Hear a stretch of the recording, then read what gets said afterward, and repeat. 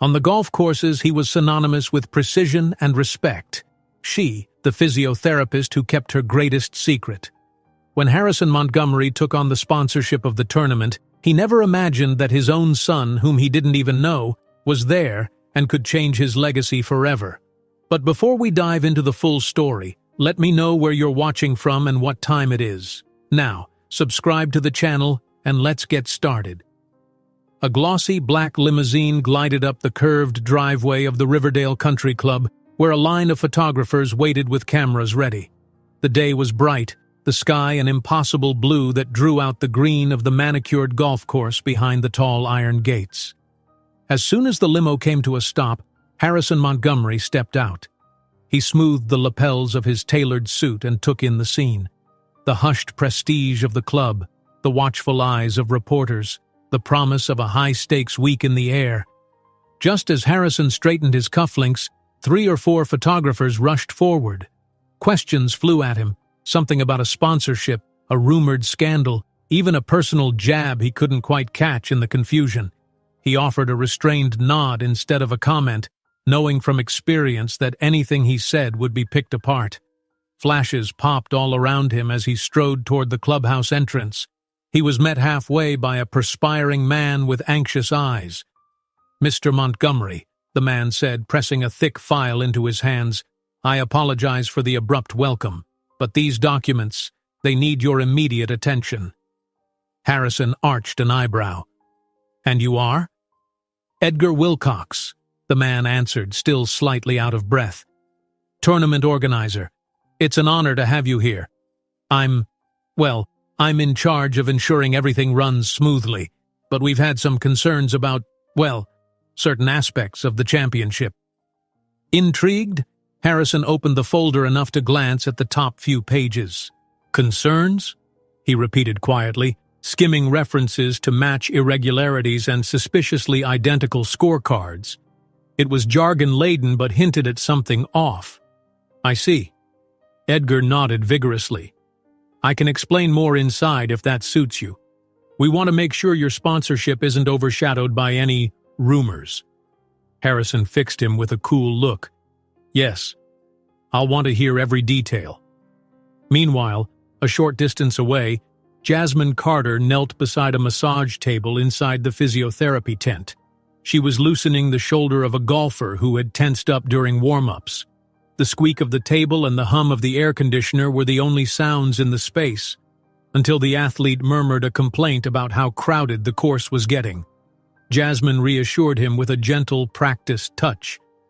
But the moment she looked out through the open flap of the tent, her breath caught in her throat. Beyond the bustle of the staff, she saw Harrison. His presence was unmistakable.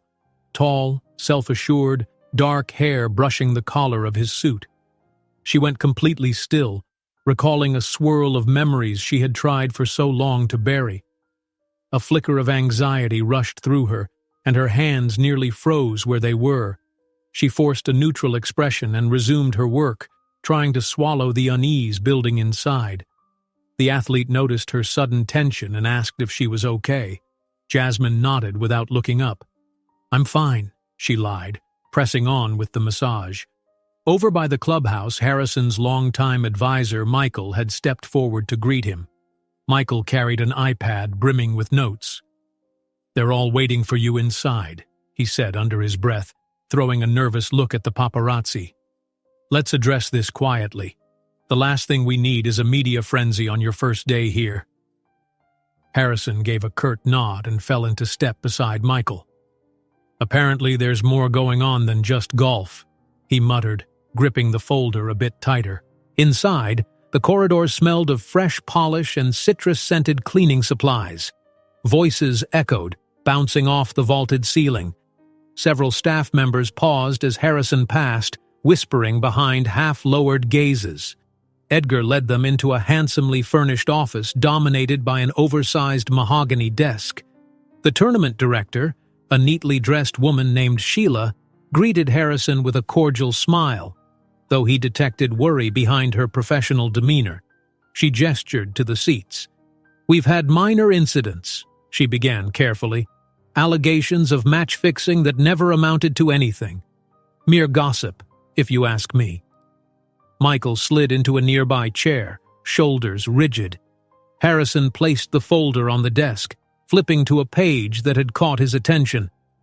Gossip or not, my company has placed a substantial investment in this championship. I need the full picture.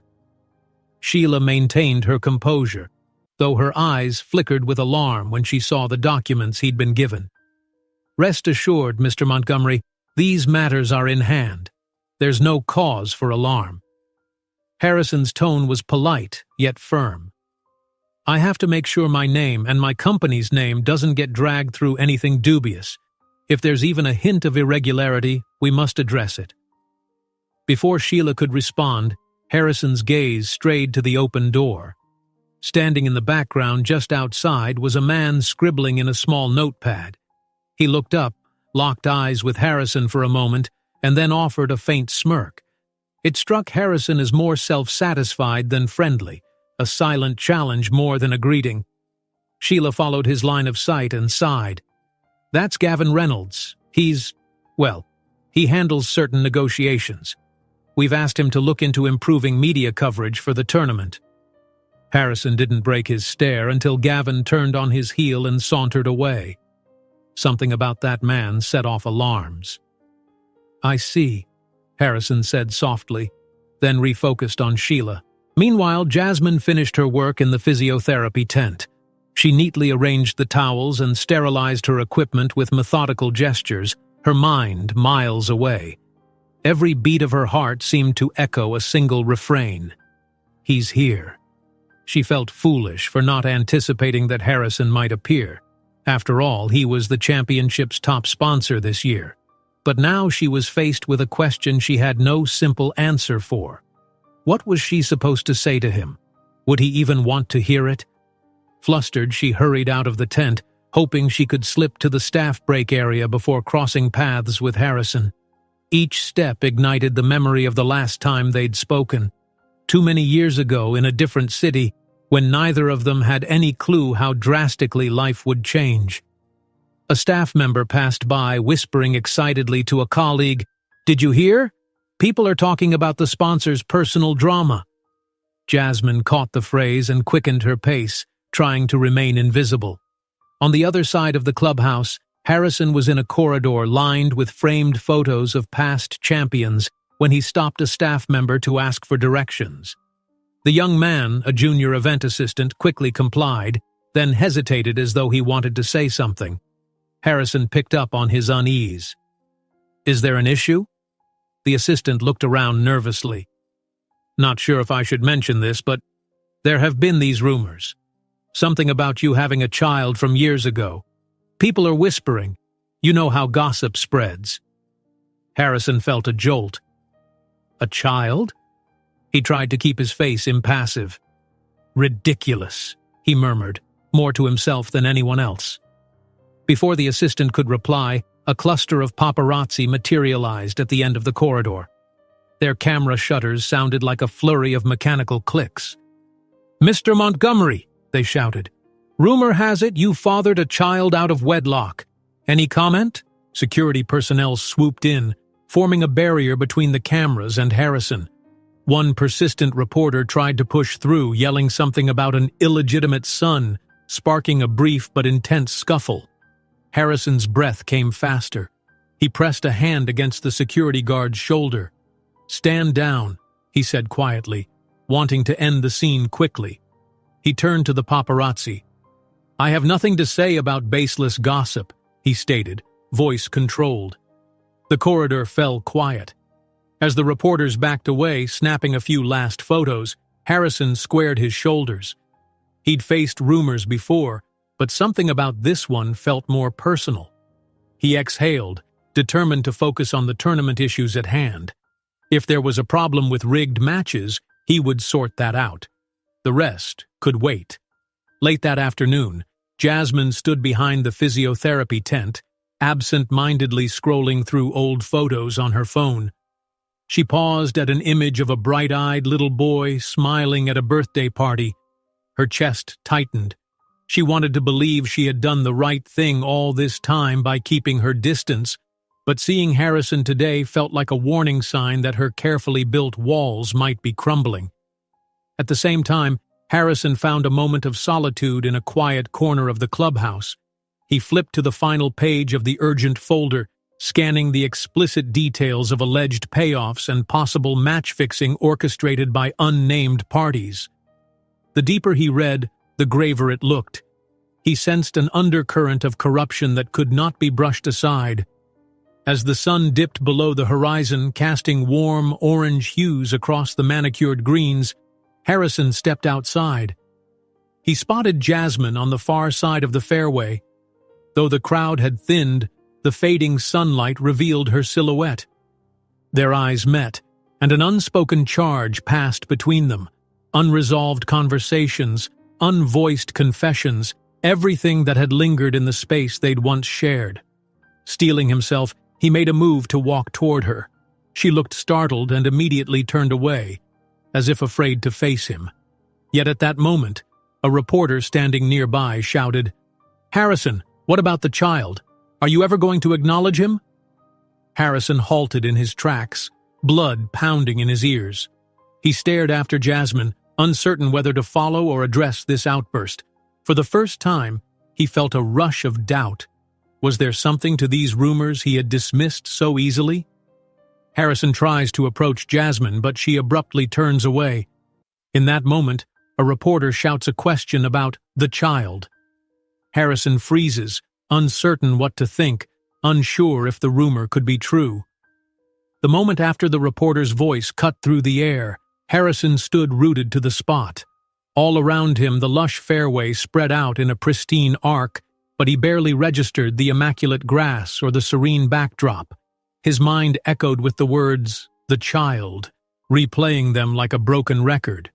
Nearby, the reporter flipped open a tabloid, its headline in bold print, "Mystery Son of Millionaire CEO?" Harrison felt the weight of a camera's lens on him. He forced his features into a controlled mask and nodded once at the reporter, indicating he had no comment. Yet inside, uncertainty hammered away. He recalled glimpses of Jasmine's startled face, how quickly she'd turned to avoid him, and the hush in her expression that betrayed more than words. He moved briskly toward the clubhouse, and Michael followed, his face drawn with concern. Once they were clear of the media, Harrison spun to face his advisor. "Have you ever heard anything about this?" he demanded, voice low with tension. "Is it possible I have a child?" Michael lifted both hands in a gesture of surrender. "Harrison, you know me. I handle all your affairs, but I've never heard a single whisper that you—" He sighed, searching for the right phrase. "If there was anything like that, I'd know, or at least suspect. This is news to me, too." Harrison studied him for a beat, trying to read any hint of evasion. But Michael's sincere confusion was plain enough, so Harrison turned away, his frustration mounting. In the short hallway leading into the main lounge, a swirl of participants and staff buzzed with activity, preparing for practice rounds. He spotted a glimpse of dark hair in the distance, Jasmine slipping through a door at the far end of the corridor, phone in hand. He couldn't make out her expression, but he could tell she was eager to avoid him. His gut twisted. The thought of confronting her felt like heading into unknown territory. Would she confirm the rumors, or deny them outright? And if they were true? He forced the idea aside and marched out toward the practice greens, hoping a moment of fresh air would help him clear his head. In the physiotherapy tent, Jasmine tried to tune out the persistent hum of her phone. The athlete seated before her was a well-known golfer who complained about tension in his lower back. As she positioned him on the table, her focus wandered. More staff had dropped by earlier, muttering about suspicious happenings around the championship. She overheard a whisper about certain matches seeming predetermined, and talk of undue influence. "It's ridiculous, isn't it?" the athlete asked, snapping Jasmine's attention back to him. She paused mid-stretch. "I'm sorry. What's ridiculous?" He let out a frustrated sigh. "I've heard there might be rigging going on. Some of the caddies have been overheard talking about it. It's all hush-hush, but if it's true, it could ruin our sport's reputation." He winced as she pressed a knot in his back. "No one's safe from rumors here." Jasmine offered a small nod, her gaze lingering on the open flap of the tent. Through it, she could make out the rolling green. She caught sight of a figure in a tailored suit crossing the grass. Harrison. He paused near a bunker, flipping through pages in a folder, looking every bit the sharp businessman on a mission. Her breath caught for an instant. Questions swirled in her mind. Should she approach him now before the rumors exploded further? Should she give him a chance to ask her directly? Or would that only accelerate the meltdown she was dreading? Her phone buzzed again, this time a call from a number she recognized and couldn't ignore. She quietly excused herself and stepped out of the tent. Around the same time, Gavin Reynolds prowled the corridors of the clubhouse, exchanging pleasantries with staff but always slipping in subtle inquiries. "Have you heard anything about Harrison Montgomery's secret family?" He'd murmur in a conspiratorial tone, brow furrowed as though deeply concerned. Each time he got a new snippet of rumor, an overheard conversation, a second-hand hint, he tucked it away, forming a puzzle piece in his mind. Outside, Harrison retreated to a small makeshift office set up for him beside the clubhouse, a space with a few chairs, a desk strewn with files, and a large window overlooking the fairway. He slammed the door behind him, still clutching the urgent folder the tournament organizer had given him. Distracting himself with the contents, he scanned references to suspiciously identical scorecards, late bets placed in specific matches, and a handful of staff who might be in on it. His concentration was interrupted when a junior staff member burst in, breathless. "Mr. Montgomery," the young woman said, "I didn't mean to bother you, but you should know there've been meetings late at night on the course. Some big players in the tournament, plus a few unknown faces.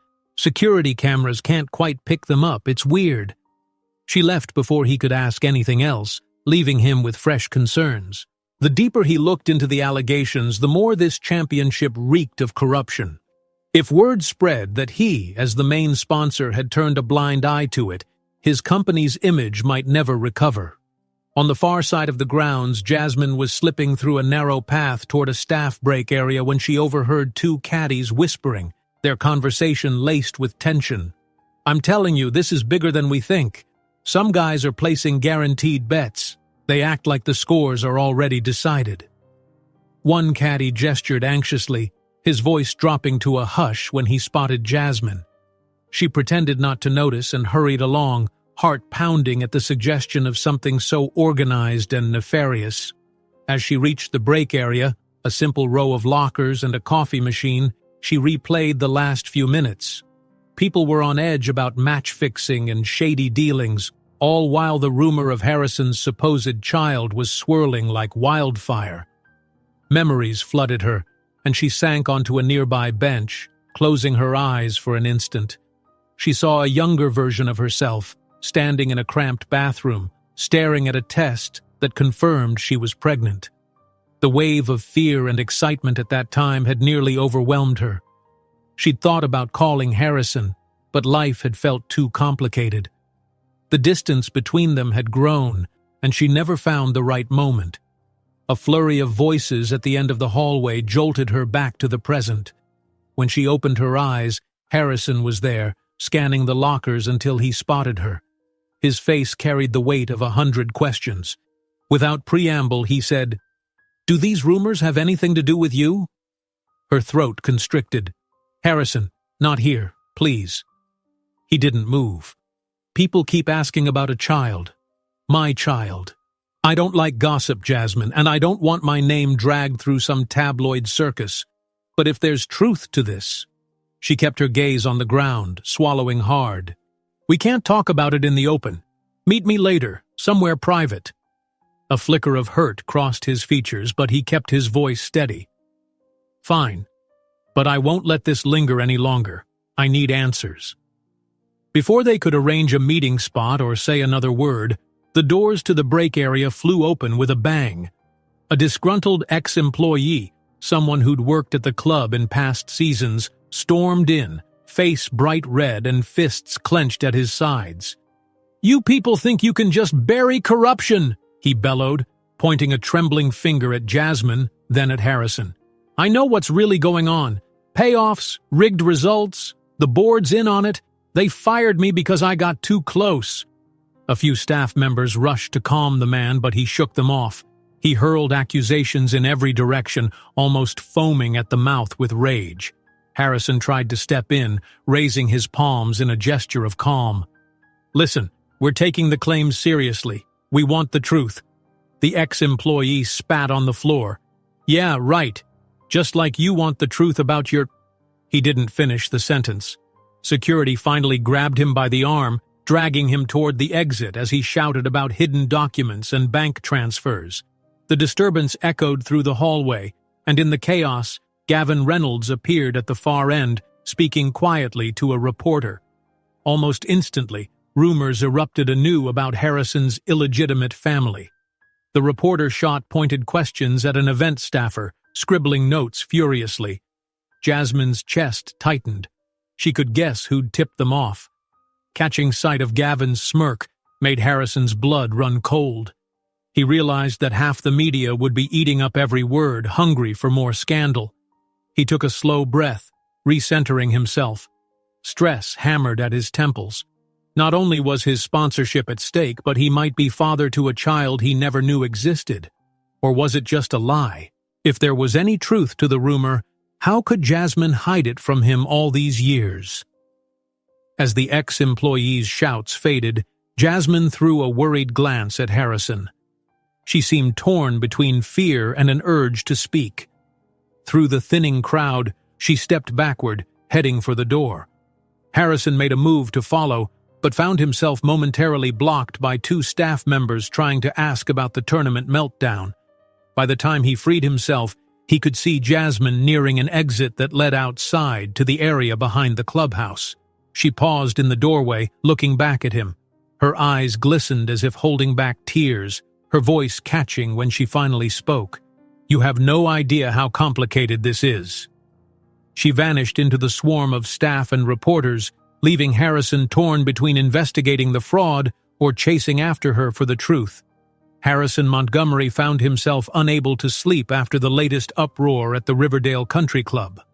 The ex-employee's rant, followed by Jasmine's elusive words, had left him restless, pacing the makeshift office he'd taken over. He flipped through the folder of suspicious tournament documents for the 10th time, each accusation of match manipulation gnawing at him. He was already under fire for supposedly harboring a secret child. The last thing he needed was to be tied to fraudulent dealings that could destroy his reputation. By the time the first rays of morning sun crept through the blinds, he decided to leave his cramped space for some fresh air. The corridors of the clubhouse were quiet, still dozing before the day's hectic schedule. Harrison walked slowly, noticing how the trophy cabinets gleamed under low lighting, how the black and white photos of past champions seemed to stare him down, challenging his integrity. The hush pressed on him, urging him to face things he'd rather ignore. He stepped outside and paused on a veranda that overlooked the course. The lawn was still heavy with dew, the sprinklers ticking softly. In the distance, a few early birds among the players were already on the driving range. Against this peaceful backdrop, all he could think about were the swirling rumors of a child. A nagging voice in his head kept asking if he was really so certain it wasn't true. He made his way to a small patio near the physiotherapy tent, hoping to catch Jasmine before the day's rush. He wasn't even sure how he'd broach the subject again, given how she had darted away from him last time. Yet he was determined to get answers. She wasn't there, but a note on the door suggested the staff had started the morning rounds earlier. He turned away, only to nearly collide with Gavin Reynolds, who materialized so suddenly it seemed he'd been waiting. Gavin offered a polite smile, though there was a cold glint in his eyes. "Early start," Gavin remarked. "I admire your dedication, though I suppose a big sponsor has plenty on his mind, especially these days." Harrison tensed, trying to keep his voice level. If you've come to discuss the rumors swirling around, I'll spare you the time. I have no comment on anything personal. Gavin lifted his brows. Is that so? Because the tournament's credibility might hinge on how you handle personal matters. People are talking, Harrison. Things can get messy. He paused, then took a step closer, lowering his voice. I'm only offering a friendly warning. Harrison's jaw clenched. Every instinct told him Gavin was playing a game, and he had no patience for it. Whatever you're implying, get to the point, he said. Gavin just smiled. I'm sure you'll figure things out, he said smoothly. I'll see you around.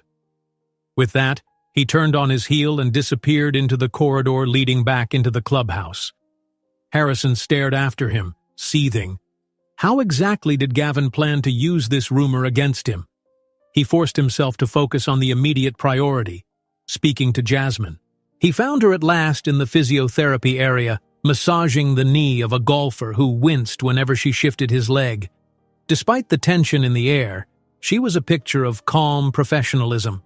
She barely spared Harrison a glance when he entered. Once she finished tending to the athlete, he approached. We need to talk, he said quietly, but firmly.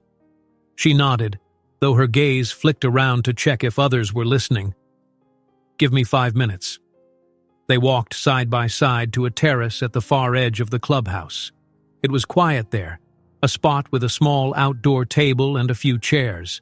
Jasmine kept her arms folded as though she was cold, even though the morning sun was already warming the air. Harrison inhaled, trying to sound calm.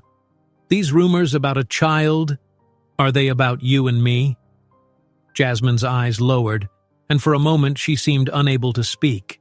Then she gave a short nod. Yes, she whispered. A charged silence stretched between them. The roar of a lawnmower out on the greens provided a distant buzz. Harrison felt a rush of conflicting emotions, anger, confusion, and an odd sense of relief at finally having some clarity. So, there is a child? He asked, voice unsteady. She licked her lips, gaze darting away. Yes, she said again, no louder than before. And before you ask why I never told you, trust me, I had my reasons. It wasn't some game or act of cruelty. I didn't know how to handle it back then. We were in different places, and by the time I thought about telling you, too much time had passed and I was scared. Harrison felt as if the ground had tilted under his feet. All the businesslike composure he prided himself on seemed to vanish. You should have told me, he said quietly. I could have helped. She swallowed, blinking back moisture that threatened to fill her eyes. I didn't think you'd want to deal with it, or that you'd believe me. I saw how you were with your life, your ambitions. I told myself it was better to raise him on my own. He raked a hand through his hair. His heart pounded at the realization that for years, somewhere out there, he had a son. What's his name? Jasmine hesitated, pressing her lips together before saying, His name is... Before she could finish, someone burst out of the clubhouse doors. Michael rushed toward them, an urgent look on his face. Harrison, sorry to interrupt, but there's a situation inside. The tournament organizer needs you. Something about new evidence of rigging has surfaced. Harrison exhaled shakily, meeting Jasmine's eyes. We'll continue this, he promised, voice laced with a mixture of resolve and raw emotion. She nodded, and they parted ways, each looking more burdened than before. Inside, the day was already unraveling. A wave of staff dashed about, exchanging frantic whispers and scanning official papers. At the center of it all stood Edgar Wilcox, the same man who had greeted Harrison upon his arrival. His brow shone with perspiration under the bright overhead lights. Harrison, it's bad, Edgar muttered. Someone's been leaking rumors that you're complicit in the rigging. They claim you paid off certain officials to guarantee outcomes. There's even a fake set of bank transfers with your name on them. Michael's posture stiffened. They've got to be forged. We need to show proof. The real records... Edgar cut him off. We're trying to gather that proof, but the tournament's board is in a panic. They're worried your sponsorship might become a liability. Harrison's temper flared. He'd spent years building his company's integrity, and now it was under siege. He heard the frantic chatter around him, someone mentioning bribes, others referencing hush money. It was all swirling, unstoppable. He turned to Michael. "We need to track down who's behind this. I'm guessing Gavin's involved, but I have to be sure." Just then, Jasmine's voice rose above the commotion. "Harrison, come here for a second," she said, standing near a desk stacked with files. She held a stack of printed emails from an anonymous tipster. "These were sent to the physiotherapy department's general inbox," she explained quietly. "Maybe because they knew staff were easier to reach. It names certain players and officials. It's loaded with details, times, places, even phone numbers. I'm not sure if it's legitimate, but it looks real." Harrison scanned the pages. The volume of information was staggering. "This is exactly what we need," he said, adrenaline pumping. "If these are genuine, we can trace the chain back to whoever's orchestrating this whole mess." Jasmine nodded, her expression torn between relief and apprehension. "I hope it helps you, but also, be careful. This is all happening fast, and someone out there wants to protect themselves by destroying you." He recognized the flicker of fear in her eyes, the same fear that had kept her silent for years. He reached out and gently squeezed her shoulder. "I'll make sure the truth comes out," he said, letting a rare moment of tenderness slip through his guarded demeanor. "And about what we were discussing before, I want to hear everything. I won't run from it." Jasmine managed a small, shaky smile. "Okay," she whispered. Their moment was cut short by a noisy commotion in the foyer. A cluster of cameras flashed as reporters pushed inside. Security guards tried in vain to block them. Harrison caught snatches of their shouted questions. "Care to comment on the accusations? Is it true you're paying off officials? What about the love child rumor?" In the midst of the uproar, Gavin appeared again. This time he wore an expression of false sympathy as he chatted with a well-known journalist, lightly touching her elbow as though confiding in a friend. Harrison glared at him across the foyer, suspicion roiling like a storm in his gut. He suspected Gavin had planted more than a few seeds of chaos. Harrison spent the rest of the day in tense meetings, scanning documents, calling lawyers, and repeating the same explanation. The fraudulent records implicating him were entirely fabricated. His mind kept straying back to Jasmine's revelation. Each time he recalled the moment she admitted to having his child, his pulse quickened, a mix of guilt and a strange, protective instinct welling up in him. By the time the sun sank toward the horizon, painting the golf course in hues of gold and pink, Harrison felt almost numb from exhaustion. He stood on a wide balcony that overlooked the 18th hole, phone in hand.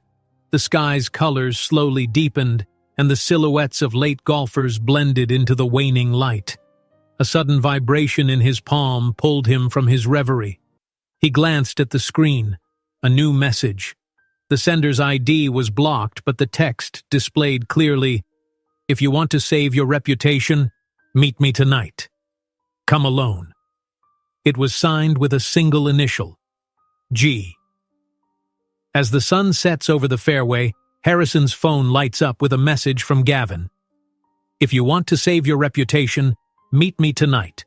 Come alone." Harrison stood under the glow of the moonlight, the swish of a distant sprinkler the only sound cutting through the hush of the golf course. He found himself at the deserted driving range, following the cryptic message Gavin had sent. The day's tension weighed heavily on him, a constant reminder of the precarious situation he was in.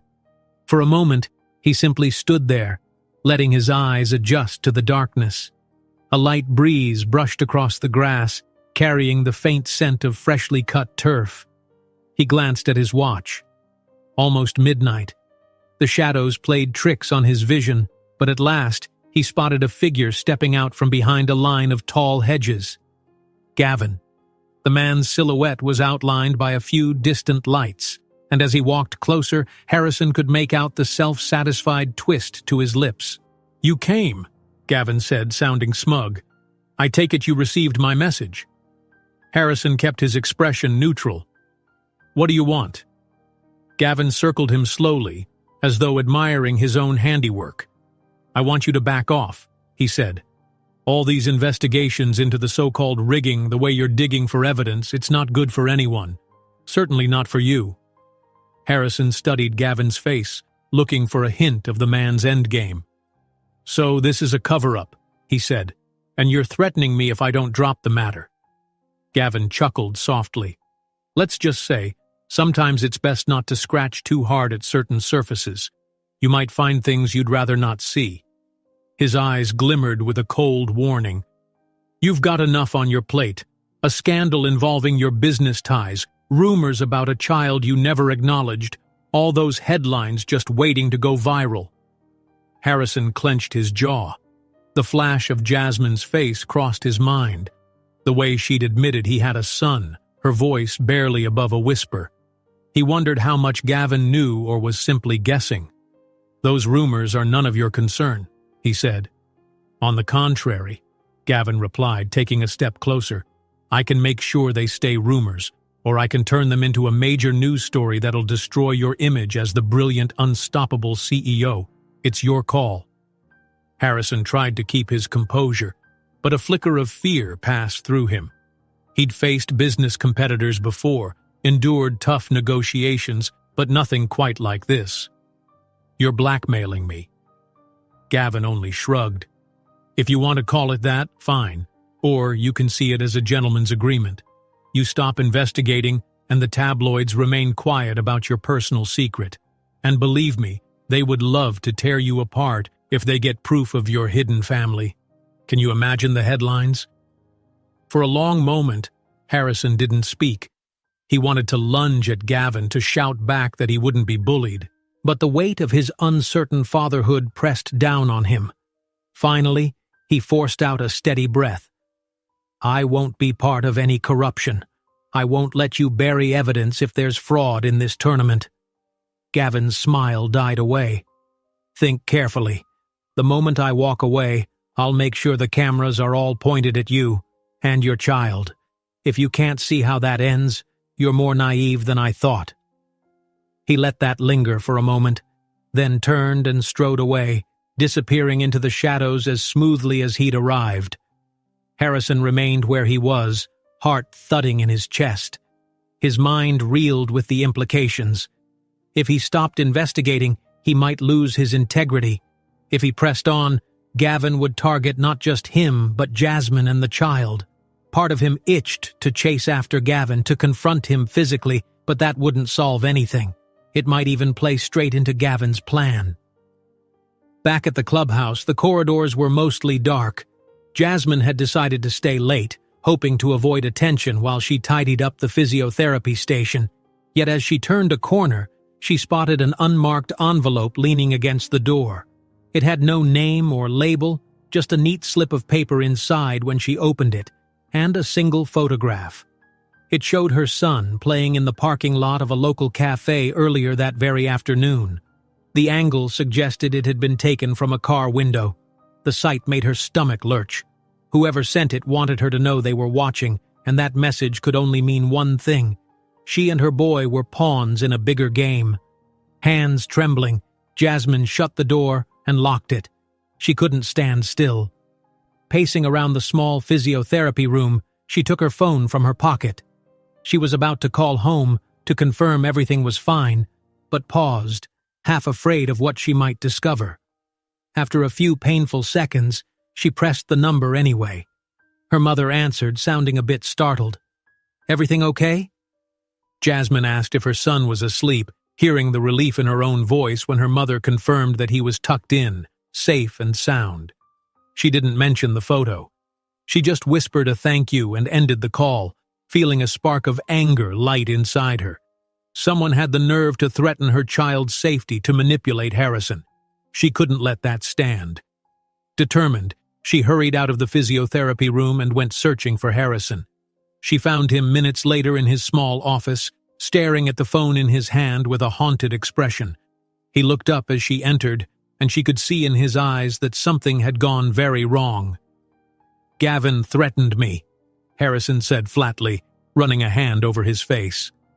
He wants me to bury the investigation or he'll go public with everything, especially the child. Jasmine hesitated, then held out the photo. I got this tonight. It's my son. Taken today. I have no idea who sent it, but...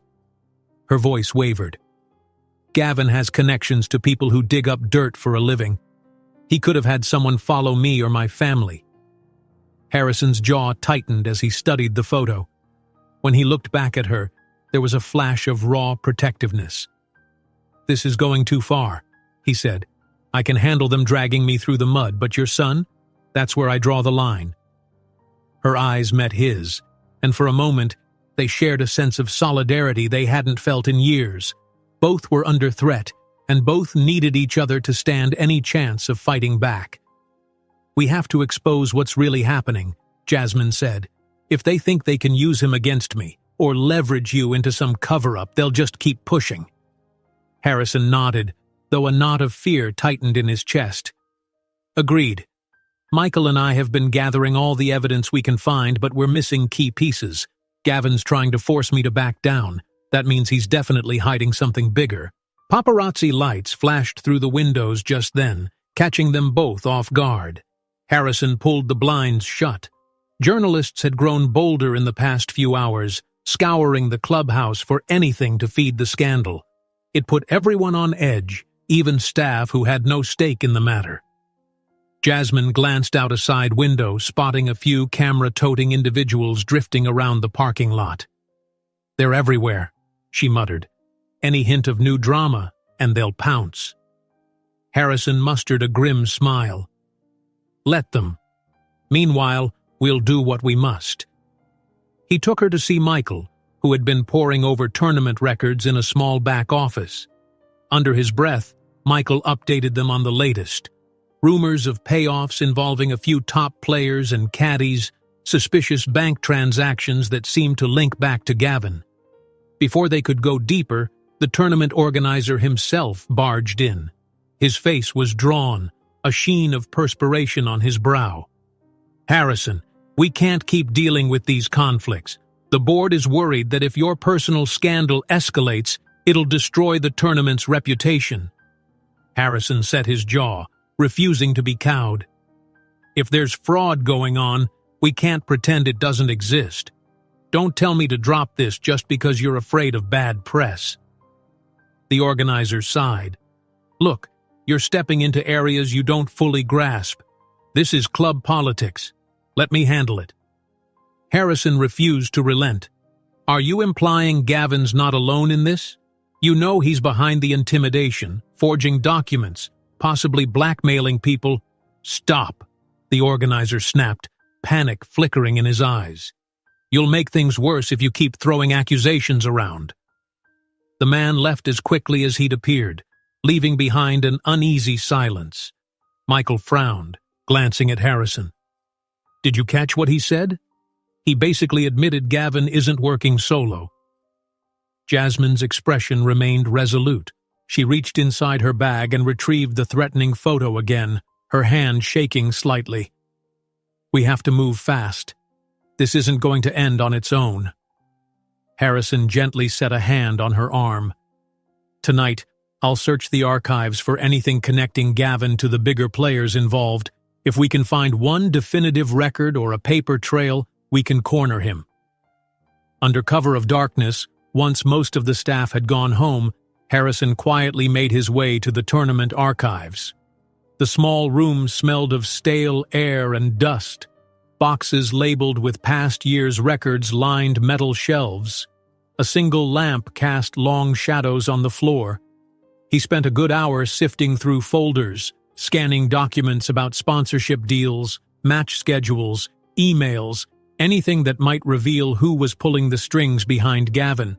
Old receipts, contract addendums, references to mysterious transactions. Gradually, he sensed he was close to stumbling onto something significant, especially when he discovered a box with "Personnel Confidential" scribbled on the front in black marker. He had just opened it when the door creaked.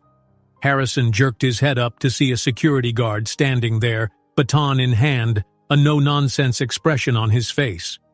"You're not authorized to be here, sir," the guard announced, stepping closer. "I'm going to have to escort you out." Harrison tried to protest. "Listen, I'm the major sponsor. I have every right—" But the guard wouldn't hear it, gesturing with his baton.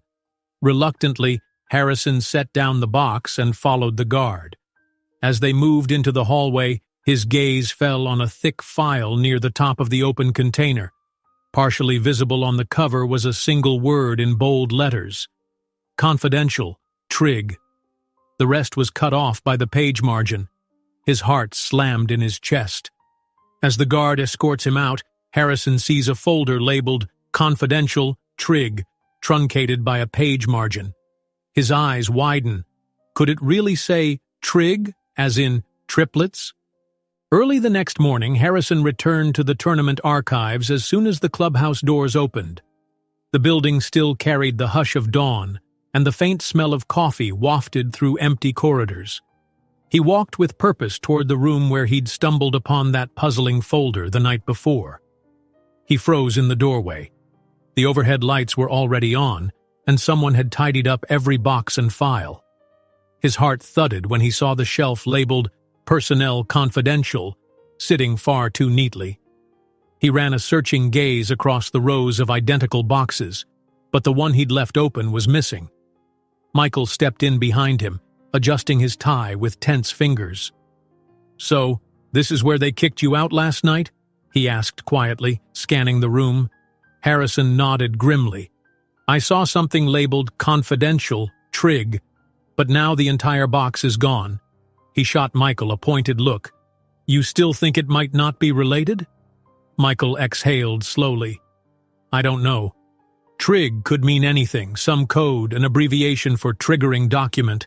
It might not be about—" Harrison turned away, raking a hand through his hair. "My instincts say otherwise. Gavin's cornered me about a secret child, threatened to expose me, and now I find something referring to Trig. Come on, Michael. It's not a coincidence." He pulled open a nearby drawer, sifting through files with an air of desperation. Not a trace of the folder. Each label he read felt like a dead end. Membership rosters, staff rosters, past sponsorship agreements. Everything but what he sought. Eventually he gave up, sinking into a chair with frustration etched on his face. Michael put a hand on his shoulder. "Look, we'll keep digging. This whole place is on edge. Someone must have grabbed that file and hidden it. Maybe we can figure out who had early morning access." Harrison glanced at his watch, remembering he had a meeting with the tournament organizer soon. "Fine," he muttered. "But watch Gavin. If anyone's covering their tracks, it's him." They left the archives, stepping back into the main hallway where tournament staff were already bustling about. The day felt electric with anxiety. Conversation and movement had a staccato pace, as though everyone feared some new revelation might topple the entire championship. Meanwhile, in the physiotherapy tent, Jasmine was treating a golfer for a sprained wrist. She gave him instructions to gently rotate his arm and ice it afterward. But her mind was elsewhere, replaying her brief conversation with Harrison from the night before. He'd mentioned seeing a suspicious folder, something that hinted at Trig. She had felt an immediate jolt of unease. Could he be that close to discovering the truth, all of it, in one fell swoop? The athlete winced under her touch. "Sorry," she murmured, adjusting her approach. She finished the session quickly and stepped outside for a breath of fresh air. As soon as she checked her phone, she saw 3 missed calls from home. Her mother had sent pictures of her 3 boys, each in various states of morning chaos, cereal on one face, a shoe on the wrong foot, and a victorious grin from the third who had apparently outrun his brothers in some small race around the kitchen. Jasmine stared at the pictures, a pang of love tightening her chest. She longed to be with them, to hold them close and keep them out of harm's way. But she couldn't just leave. Not when threats lingered everywhere. Not when Harrison was teetering on the edge of finding out the entire truth. She closed her eyes for a second, steeling herself, then headed toward the staff lounge to clear her head. She hadn't made it more than a dozen steps before Harrison spotted her from across the corridor. The urgency in his face made her heart skip. He caught up with her, voice pitched low so passers-by wouldn't overhear. "We need to talk in private," he said, glancing around. She nodded. "Let's go upstairs. There's a small conference room nobody uses this early." They walked quickly, ignoring a few curious glances. Once inside the room, she locked the door. The space was simple: a round table, 4 chairs, and a window overlooking the practice greens. Harrison folded his arms, tension rolling off him in waves. She spoke first. "I know you found something last night, or almost did." He nodded. "It disappeared before I could see everything. Confidential. Trig. That's all I got." He paused, studying her. "Jasmine, is there more than one child? Is that what Trig stands for?" Her expression tightened. "You have to understand, I never intended to hide this forever."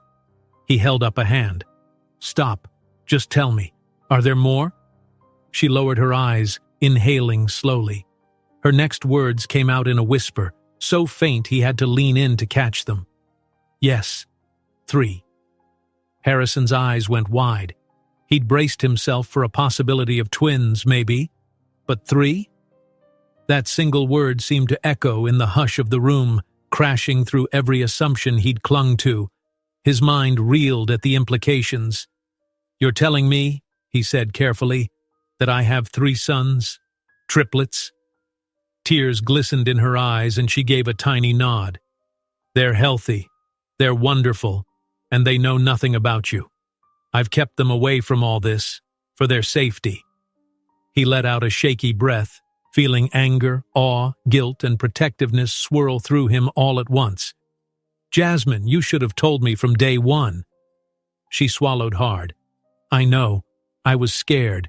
You were so focused on your business empire, traveling the world, making headline deals. I didn't see how telling you would do any good.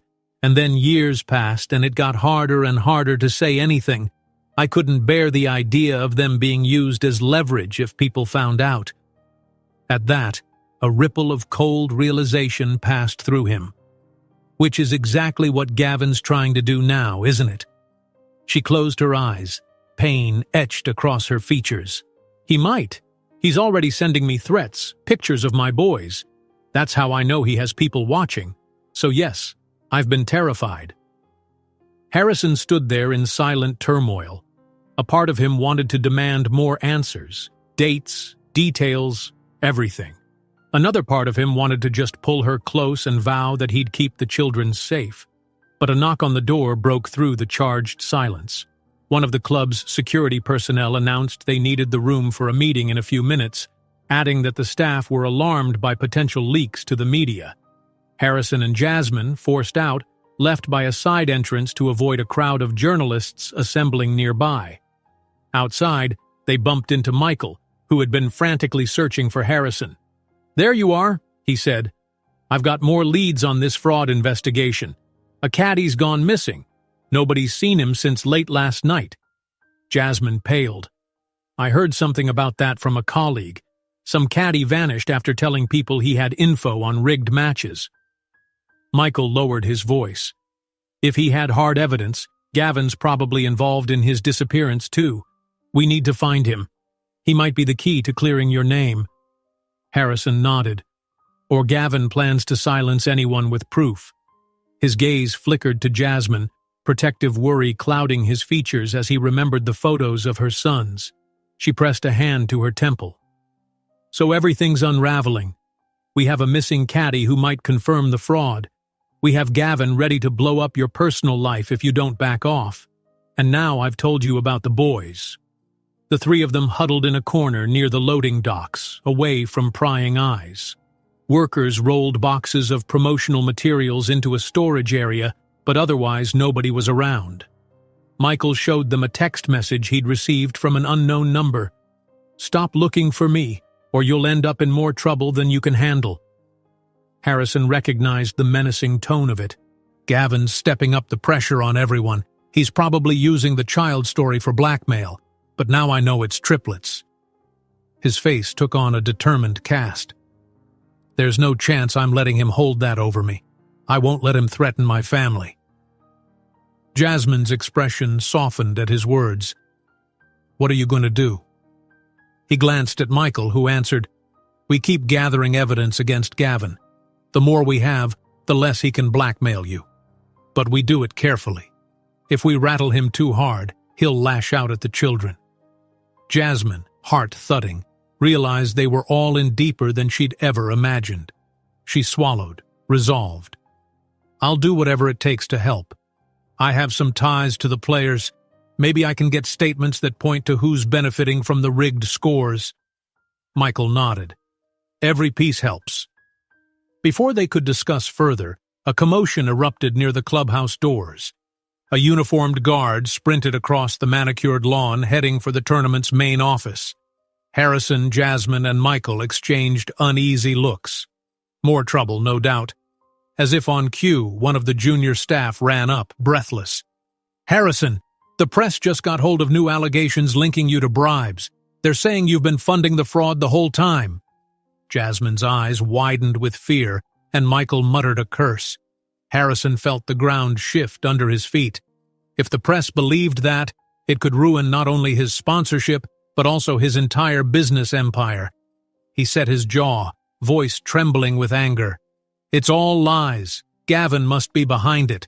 We've got to prove it before this spins completely out of control." Their conversation was cut short by a surge of reporters bursting outside the clubhouse. Cameras flashed, capturing every jittery expression, every fraught glance. Harrison steeled himself, half expecting them to ask about his hidden children any second.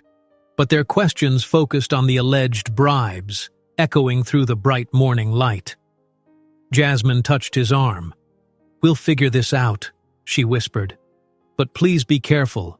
If they start digging deeper, they'll find out about my kids in more concrete ways." He nodded firmly. "I promise. I'm not letting Gavin bully us, or put them in danger." They parted ways, each consumed by a swirl of fear and determination. For Harrison, the knowledge that he wasn't just a father but the father of 3 had changed everything. He couldn't stand idly by while Gavin threatened to use innocent children as a bargaining chip. At the same time, proving his innocence in this rigging scandal was essential, or he'd never be able to offer those kids a stable future. As he watched Jasmine hurry off toward the physiotherapy tent, he felt a surge of protectiveness so strong it surprised him. No matter how complicated things had been between them, no one would harm her or the boys on his watch. He opened his phone, scanning through his messages. One in particular caught his eye, an anonymous tip from someone claiming to have seen Gavin meeting with a high-ranking tournament official in secret. This might be a lead. If he could gather enough proof, maybe it would all come tumbling down. Harrison stands in the corridor, eyes blazing, declaring he won't let anyone threaten his children. A journalist snaps a photo of his intense expression, capturing the moment he decides to fight back. A bright flash went off, and for a moment, Harrison couldn't see anything but white spots in his vision. The journalist who took the photo looked smug as he lowered his camera. Harrison clenched his jaw, then turned to Michael, who stood nearby with tension written across his features. "This ends now," Harrison said under his breath. He took one final glance at the press crowd pushing closer, then stepped inside a corridor that led to a back office. Michael hurried after him, shoving aside the door to grant Harrison space to pass.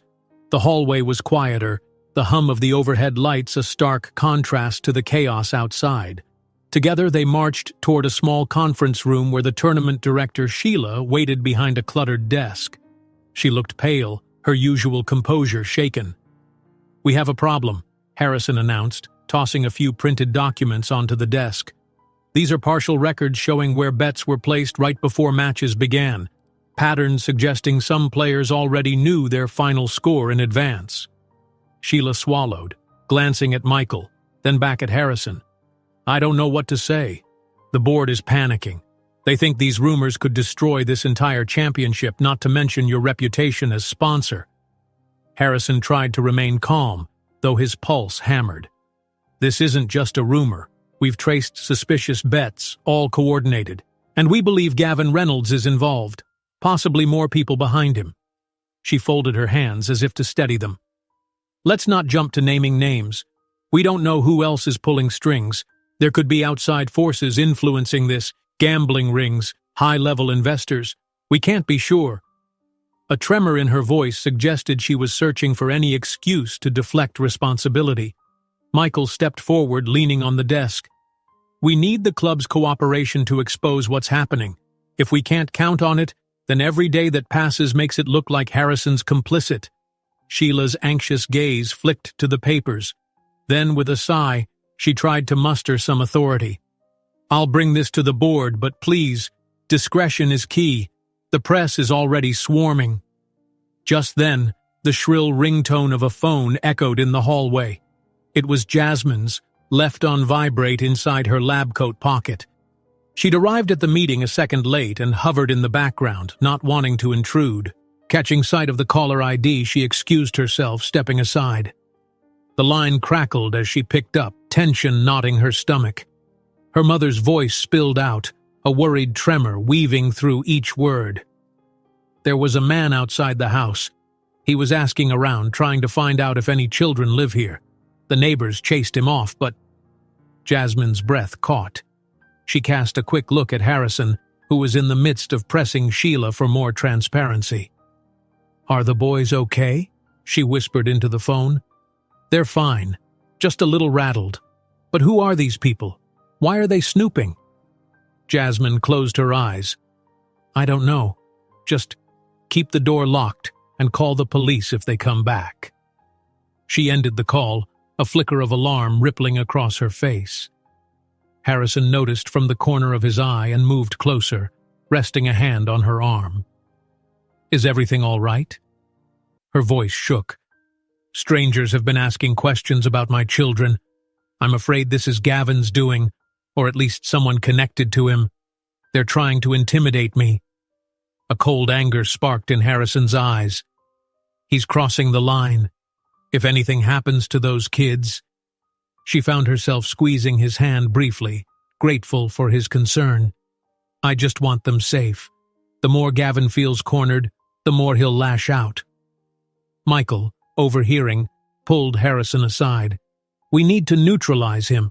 If he keeps using the children as leverage, you'll never be able to keep your name clean in this tournament. He'll spin every rumor into headlines. Harrison nodded. Then we turn the tables. We expose his operation before he can paint me as the villain.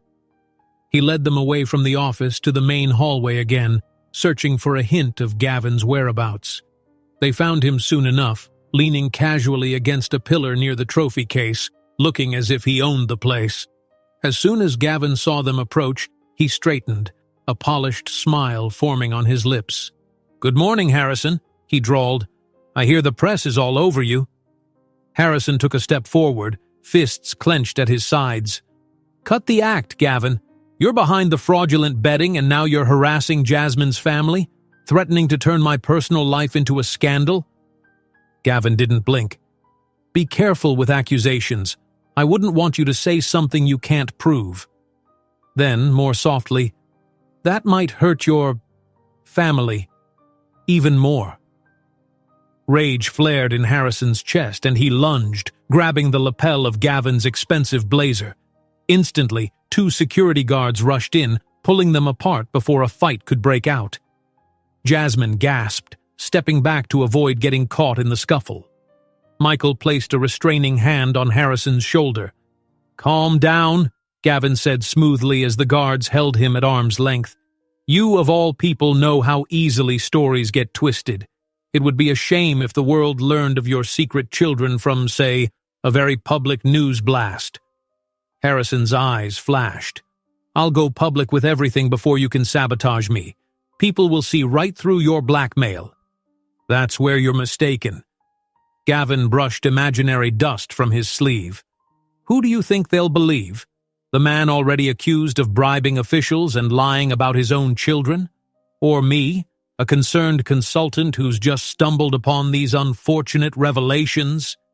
Harrison watched Gavin walk away, steps echoing triumphantly.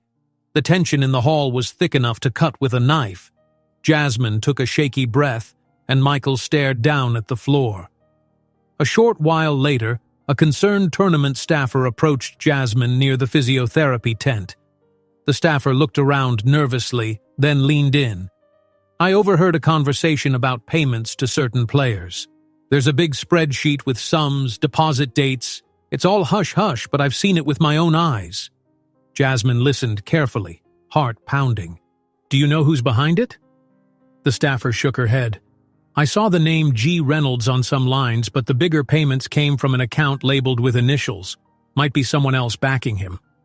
She thanked the staffer and hurried off to find Michael.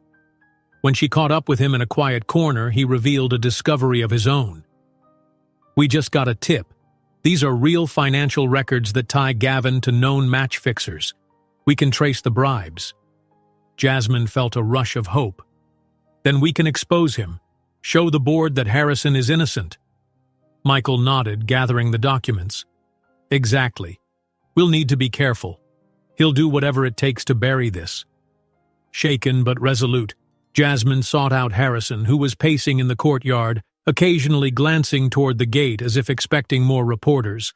She bit her lip, gathering her courage.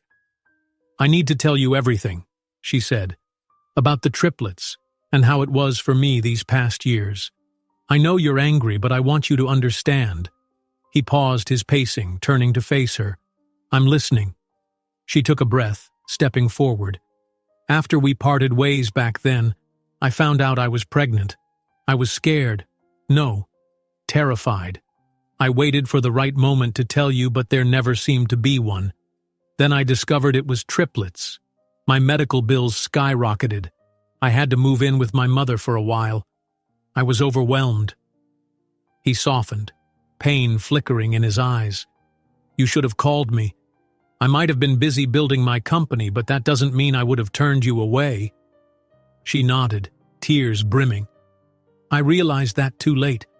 I convinced myself you'd think I was lying or trying to trap you. I didn't want them to become pawns in your corporate world or in gossip. So I stayed silent, and I'm sorry." Harrison's jaw tightened. "You don't have to apologize for protecting them, but I could have helped." Before Jasmine could respond, her phone buzzed. She read a text message, eyes widening.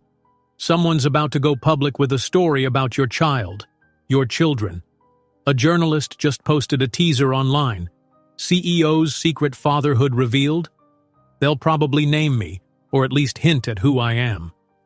Harrison cursed softly under his breath. "Then we're out of time.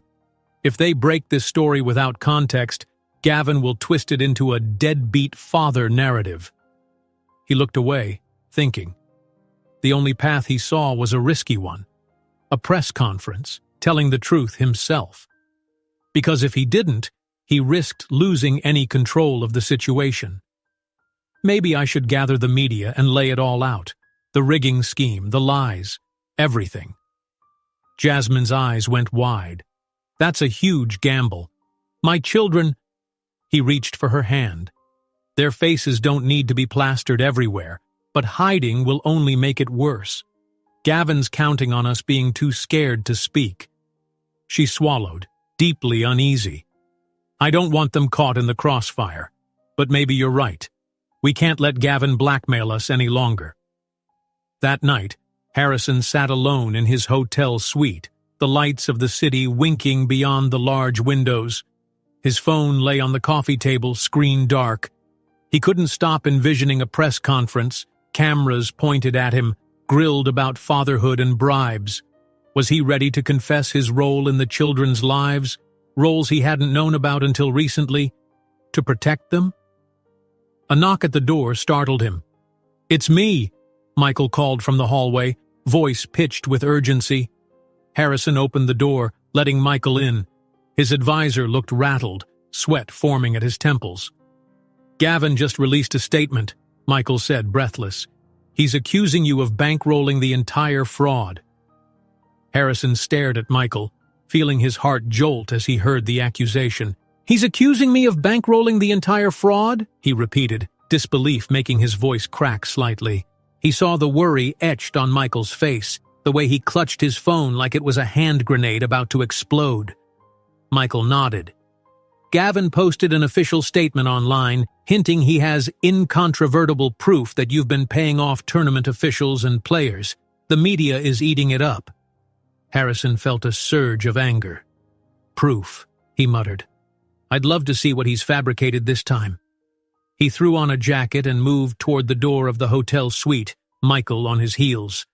Come on, we need to do damage control. They made their way downstairs to the lobby, where a handful of reporters waited, snapping photos. Cameras flashed, and a microphone was thrust at Harrison's face before he even exited the elevator. Mr. Montgomery, do you deny these allegations that you funded the match-fixing scheme? A journalist asked, voice tense with excitement. Is it true you threatened to ruin the careers of players who wouldn't cooperate? Another yelled. Harrison kept his head high, his expression impassive. I categorically deny these false accusations. My team and I are gathering the real facts. Security pushed the reporters back, giving Harrison and Michael enough room to slip out a side entrance. Even so, Harrison could feel the intensity of the stares on his back, the swirl of rumors building like a tornado behind him. Once outside, they ducked into a waiting car. The driver nodded to Michael, and the vehicle peeled away from the curb. The city streets flashed by in a blur of headlights and neon signs, yet all Harrison could see in his mind's eye was Gavin's smug grin. Every time he thought about it, fury bubbled up, threatening to shatter his composure. Where to? The driver asked, checking the rearview mirror. Harrison turned to Michael. We need to talk to the tournament board.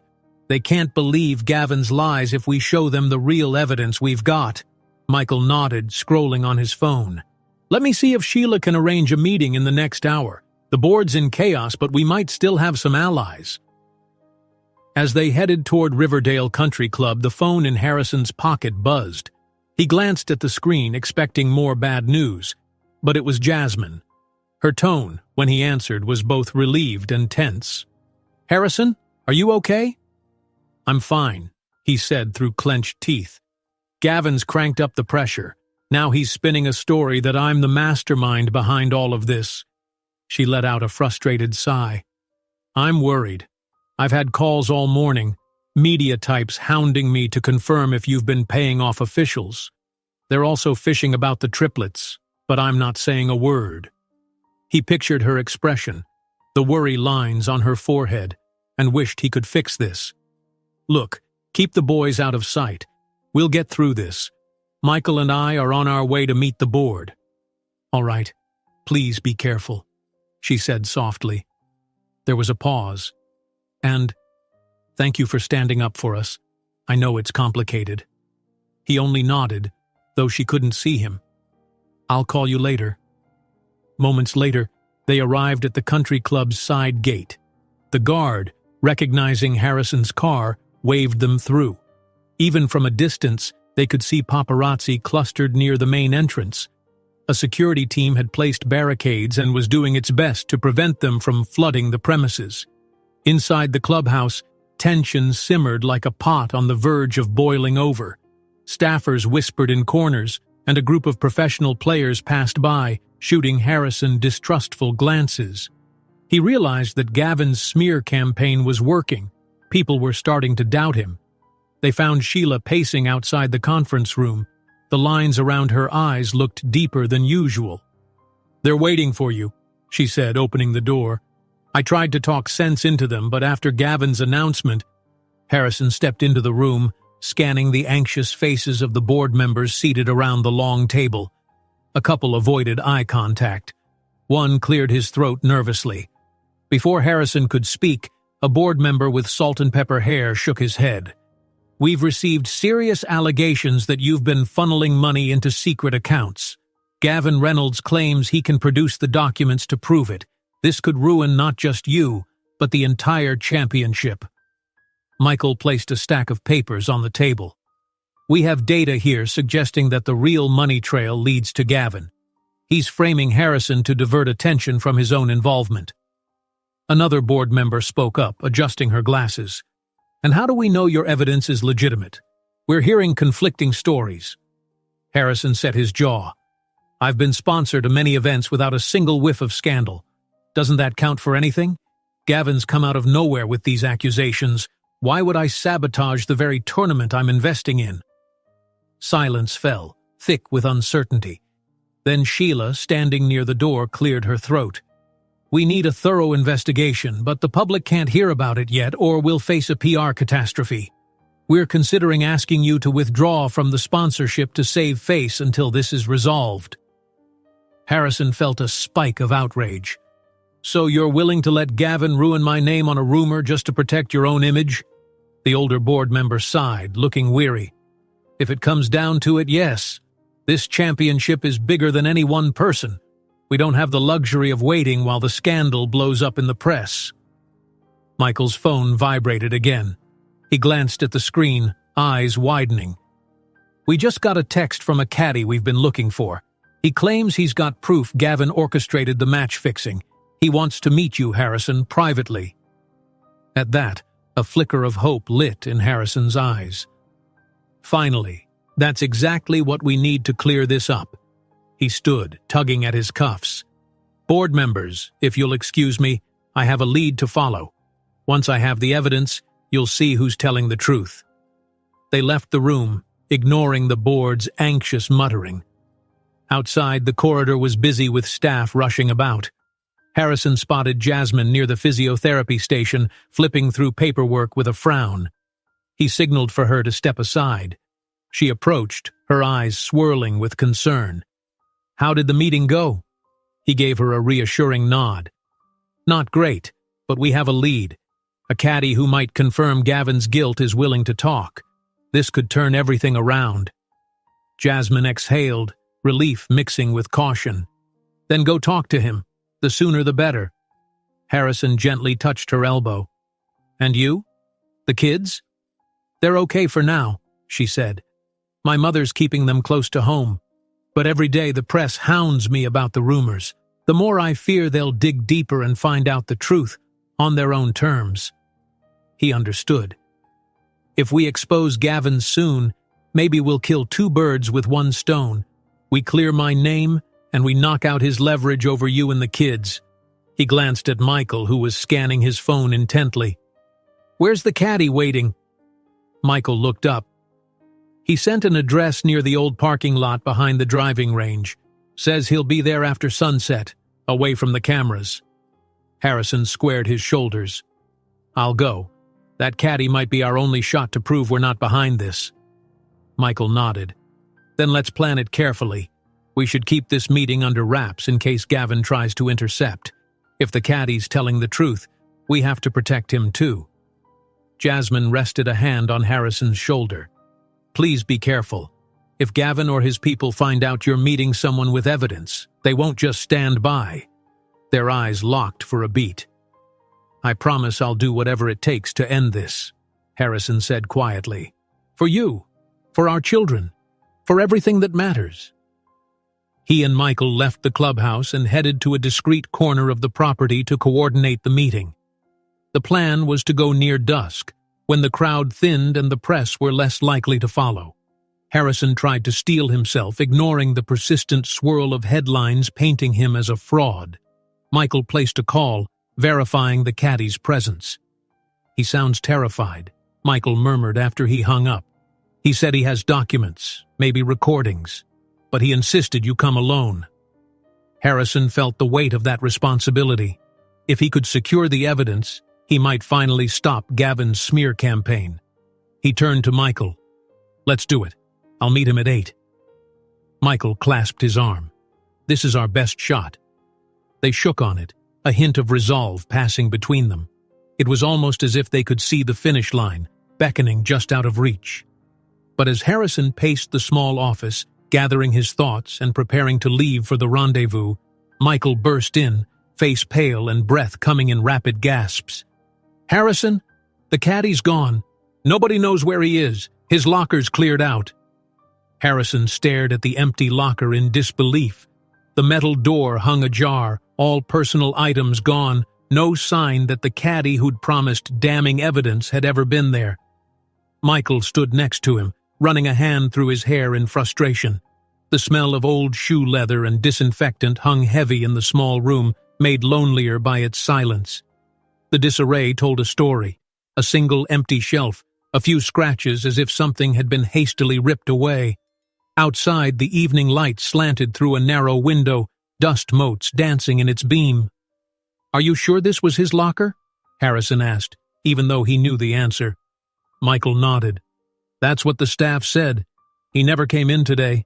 Nobody's seen him since he texted me last night." Harrison felt a hollow ache in his chest. The caddy had been their best hope of proving Gavin's wrongdoing. Without that testimony, it was Harrison's word against Gavin's carefully crafted accusations. "We need to find him," he said, clenching his fists at his sides. "He's either scared out of his mind or someone made sure he can't talk." Michael exhaled slowly. "Let's check the hospitals," he suggested, "or the precinct. Maybe he got himself into trouble." They set to work, dividing the task of calling around. For half an hour, Michael and Harrison stood in the narrow hallway outside the locker room, phones glued to their ears. They talked to bored-sounding receptionists at emergency rooms, night nurses who flipped through patient admission logs, front desk clerks at various small clinics in the city. Every response was the same: no new patients matching the caddy's name or description. Across the property, Jasmine was pacing near the physiotherapy tent, phone in hand, also making calls on the caddy's behalf. She'd managed to trace a mutual acquaintance who said the caddy had been receiving anonymous threats for days, calls and messages warning him to keep quiet. When she ended the call, her stomach twisted with worry. Returning to the clubhouse, Jasmine found Harrison outside one of the private lounges, face grim. Next to him stood a tall, lean golfer who wore the expression of someone trying to decide whether to speak up or stay silent. Harrison recognized him as one of the championship's rising stars, known for his straightforward style both on and off the green. "Look," the golfer was saying, "I don't like rumors, but I saw the caddy talking to Gavin a few days ago. It didn't look friendly. The caddy was agitated, like he wanted to get away, and Gavin was leaning in, real insistent." Harrison's eyes flared with anger. "Why didn't you mention this earlier?" The golfer shrugged helplessly. "Gavin's the last person most of us want to cross. There are whispers he's got a lot of money and influence behind him." He sighed. "I feel bad for that caddy now. Guy probably didn't stand a chance if he got on Gavin's bad side." Harrison thanked him for coming forward. The golfer gave Jasmine a small nod, sympathy in his eyes, then slipped away. "Gavin's stepping up his intimidation," Harrison muttered. "If the caddy was about to expose him, that means he's dangerous enough to make people vanish." Jasmine swallowed hard, recalling the photos she'd received of her children, the implied threats. "Let's keep digging. He can't hide every trace." Night fell, blanketing the country club in darkness. Harrison, Michael, and Jasmine set out across the course with flashlights in hand, checking every quiet corner where a scared caddy might hide. The air was cool and carried the faint smell of freshly mown grass. Overhead, the stars glimmered, oblivious to the mounting tension below.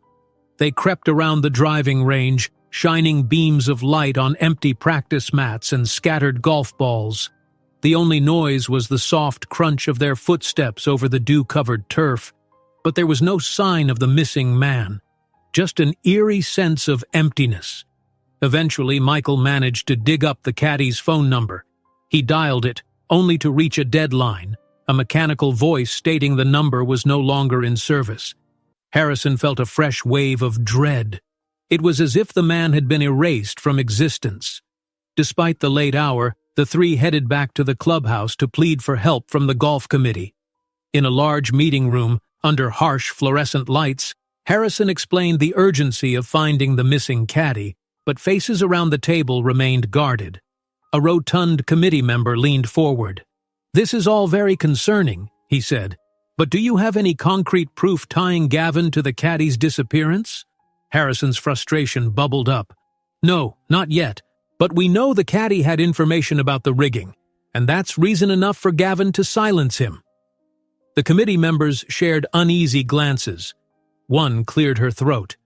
"Without evidence, we can't just point fingers. We're sorry, Mr. Montgomery, but we have to remain neutral. This scandal is bad enough already." As they left the meeting, Michael tried to soothe Harrison's anger. "They're scared. This could crush the entire tournament if the truth goes public." Harrison's response came through gritted teeth. Better that than letting innocent people vanish because of a cover-up. Back in the hallway, Jasmine's phone buzzed. She glanced at the screen, hope flickering for a second that it might be the caddy. But it wasn't him. It was a friend from the physiotherapy department whispering about more suspicious behavior she'd witnessed. A man in a suit lurking around, asking pointed questions about Harrison's private life, specifically about the rumored children. Jasmine thanked her quietly, dread pooling in her stomach. Meanwhile, Michael had stepped aside to check the caddy's social media.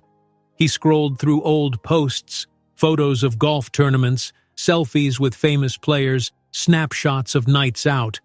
But the latest entries hinted at threats, cryptic remarks about not wanting to keep secrets anymore, and a final post that read, "If something happens to me, ask questions." "There," Michael said, showing Harrison the screen. He was clearly afraid. Harrison let out a long breath. "That must be why he reached out to us in the first place. Now we need to figure out where he's gone or who's taken him." An urgent text arrived just then from a staff member near the 17th hole. "Something weird on the ground. Think you should see this." Harrison and Michael exchanged a look and dashed off, Jasmine following close behind. They reached the quiet edge of the course, flashlights in hand. The staff member waited by a cluster of trees, pointing to footprints leading away from the green. At their feet lay a scrap of paper, torn at the edges. Scrawled in shaky handwriting were the words, "I'm sorry." Harrison bent down, picking it up with trembling fingers. The paper was damp with night dew. "He must have left this," he said softly. "Maybe he was forced to." Jasmine swept her flashlight over the footprints, a trail that disappeared near a paved path. "He's in trouble.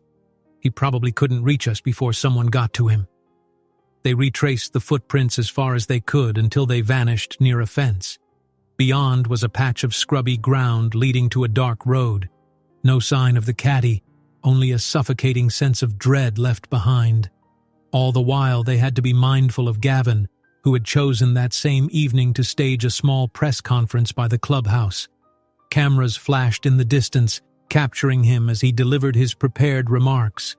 Though Harrison couldn't hear every word, he caught enough of Gavin's calm, authoritative tone to guess he was reinforcing the narrative that Harrison was the true mastermind behind the scandal.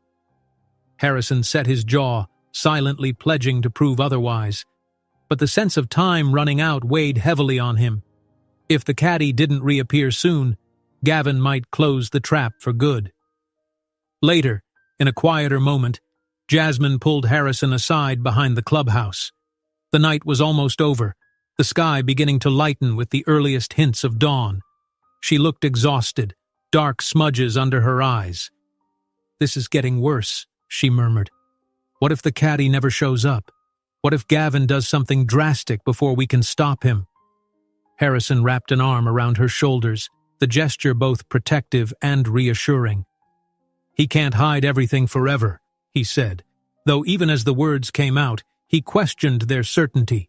"We'll keep searching, and we'll protect your children in the meantime." Jasmine leaned into him for just a moment, grateful for the solidity of his presence. "I refuse to run away," she said, voice trembling with resolve. "No matter how bad it gets. If you go down, we all go down together. But I won't let Gavin use my sons as a bargaining chip." Harrison took out his phone to check for missed messages, any sign from the caddy that might have slipped through. Nothing.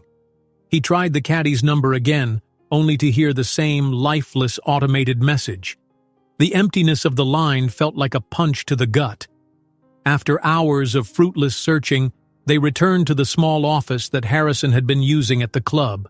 The windows looked out on the faint glow of sunrise over the course. Jasmine sank into a chair, eyes half-lidded with exhaustion. Michael leaned against a filing cabinet, scowling at his phone's dark screen. Suddenly, Harrison's phone buzzed, startling them all. He snatched it up, heart pounding, hoping it wasn't just another reporter or board member.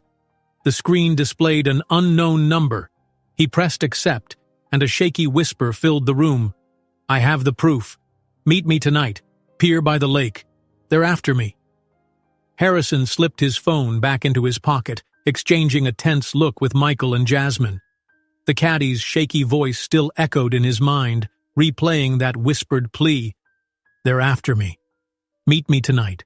Pier by the lake." They had only a few hours before nightfall, just enough time to form a plan. The three of them reconvened in the small office that had become their makeshift command center at the club. A single desk lamp cast long shadows on the walls, highlighting the strain on everyone's face. "This might be our last chance," Harrison said, leaning forward, hands braced on the desk. "The caddy has the proof we need. If we can get it before Gavin does, maybe we can put an end to this." Michael nodded, flicking through his phone. "I'll stay in contact with the caddy, make sure he doesn't vanish again. But if he's scared enough to hide all day, who knows how this will go down." Jasmine stood near the window, arms crossed. She watched the sun sink behind the towering trees lining the fairway, tension knotting in her stomach. "We have to protect him. Gavin's people could be following him, waiting to pounce as soon as he tries to hand over the evidence." Harrison's gaze fell to the faint reflection of Jasmine's face in the glass. He could see the worry in her eyes and felt a surge of protectiveness. "Then we'll be there first," he said. "Or at least, we'll try." As night cloaked the golf course, they slipped out of the clubhouse. The final day of the tournament was fast approaching, but the usual press and paparazzi swarmed only near the entrance. No one noticed Harrison, Michael, and Jasmine heading in the opposite direction toward a discreet spot in the parking lot where Harrison's car awaited.